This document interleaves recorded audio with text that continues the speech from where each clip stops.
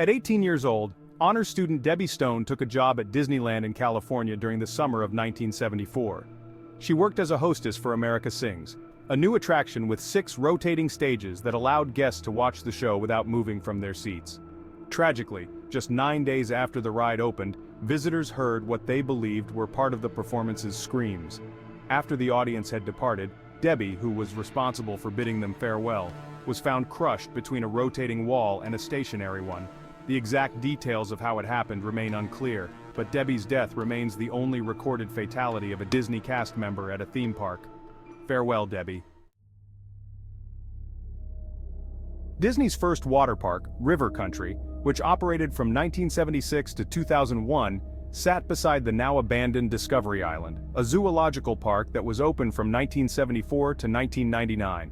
Both parks were left abandoned rather than being demolished, and though officially closed to the public, some adventurous explorers have since ventured in.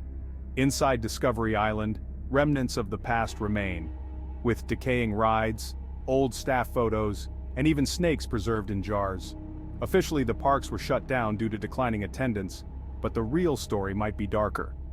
In 2001, a deadly brain-eating amoeba, Naegleria fowleri, was found in the lake surrounding River Country.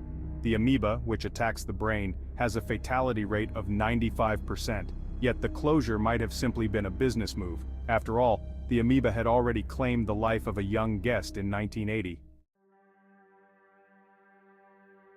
Walt Disney developed a unique relationship with the FBI under J. Edgar Hoover's leadership. Disney regularly reported on the activities of Hollywood elites, including actors, directors, writers, and union organizers. During a 1941 animators' strike, Disney even testified before the House Committee on Un-American Activities, accusing some of the strike leaders of being communists. Hoover, impressed with Disney's efforts, permitted him to film inside FBI headquarters in Washington. In return, Disney granted the FBI access to his parks and scripts, with some scripts being altered at Hoover's request. To this day, many government documents detailing Disney's cooperation with the FBI remain classified for national security reasons. In 2007, a woman was caught releasing an unknown substance while riding the Pirates of the Caribbean. When questioned, she claimed it was baby powder, but many familiar with Magic Kingdom suspect otherwise, most likely human ashes.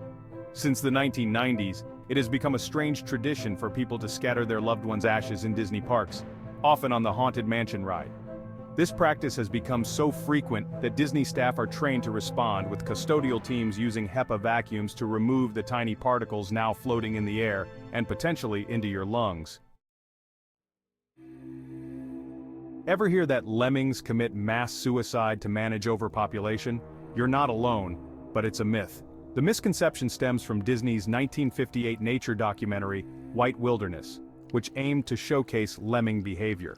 Filmed in Canada, the movie used clever editing to make viewers believe they were witnessing a massive migration. It depicted lemmings supposedly leaping off a cliff into the water below, with the narrator proclaiming they've become victims of an obsession, a one-track thought, move on, move on. The final shot showed a lake full of dying lemmings, but it wasn't suicide, they had been pushed. Brought to you by the same folks who created The Happiest Place on Earth.